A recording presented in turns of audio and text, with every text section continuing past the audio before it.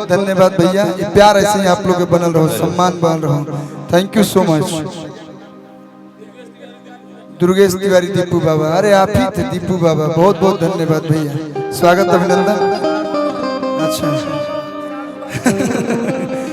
चले बहुत बहुत बहुत धन्यवाद, प्यार बनल रहो।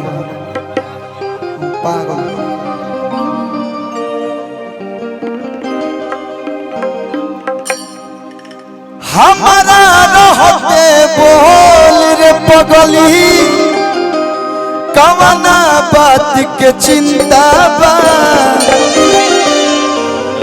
मिले ना आई पापा भैया के डरे, जानू हो छापा पड़ल बाटे घरे। सलेमपुर देवरिया, अगर हम प्यार करते हैं तो दिल से करते हैं। जिस दिन अगर आपको मान लिए तो आपके लिए जान भी दे देंगे, जान भी ले लेंगे।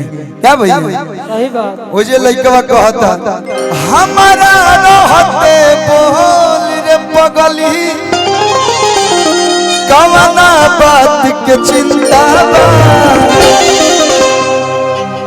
हमारा रहते बोल रे कटनी, कवना बात के चिंता बा। तोरा के कौन हाथ लगा दी जबले बजावा, तोरा के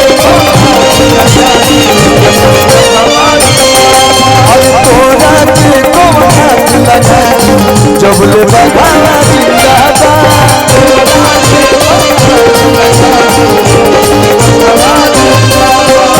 मिले ना आई पापा भैया के डरे, जानू हो छापा पड़ल बाटे घरे।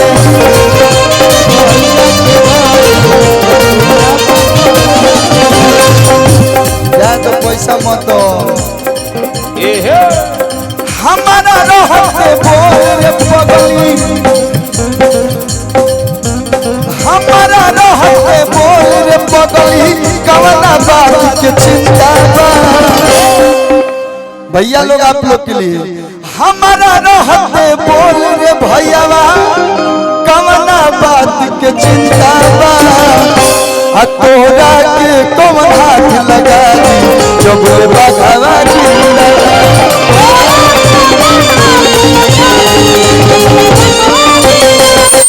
तोरा के कौन हाथ लगा दी जब बघवा जिंदा बा।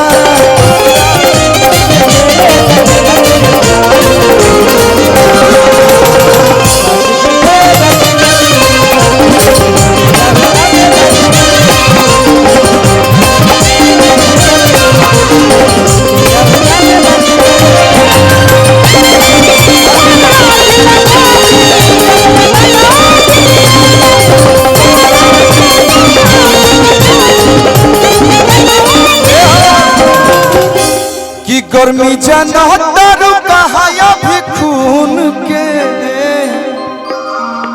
गर्मी जनहतारू अरे कहाया भी खून के, हाथ में लेके चली ले कानून के।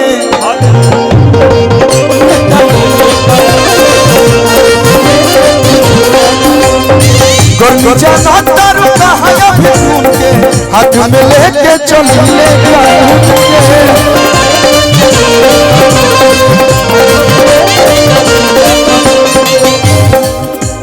पूरा सलेमपुर में पागला तो भैया ज्यादा हमके कुछ ना आवे, हम ही जानता नहीं कि अगर हमें जाइल बनी तो दो चार को बढ़िया बढ़िया गीत सुना दी, सब भैया लोग झूम ले लोग, बस वही चाहिए और कुछ ना चाहिए जीवन में। इतना लोग आइल बा, सब लोग सम्मान से गीत सुने, सब लोग सम्मान से अपना घरे चल जाओ, ये चाहिए कार्यक्रम में केहू के ठेस ना पहुंचे, ना ही अपना बाड़ी से और ना ही कोनो दिक्कत परेशानी से। और इतना सुंदर व्यवस्था आप लोग किए हैं, मतलब देख के ही मतलब दिल खुश हो गया। हम नहीं जानते थे सलेमपुर में भी इतना बढ़िया व्यवस्था होगा। दीपक भैया दिल से बहुत बहुत धन्यवाद, बहुत मेहनत किए हैं आप इस कार्यक्रम के लिए।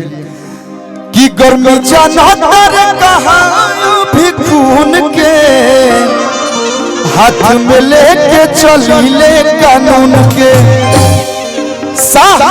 सलेमपुर में है तिवारी जिलो एक ही चुनिंदा बा ए हो सुना तहरा के हाथ लगा दी जब लेता घर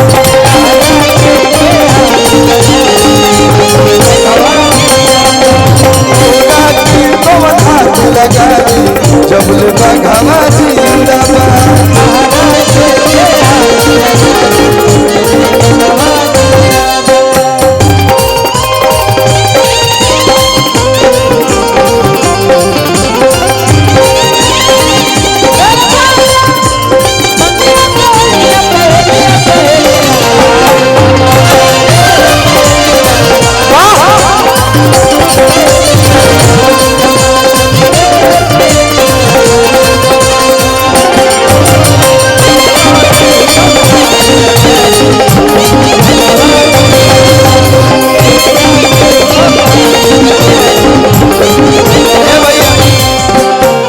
एगो गीत आयल रहे खालू तिरंगा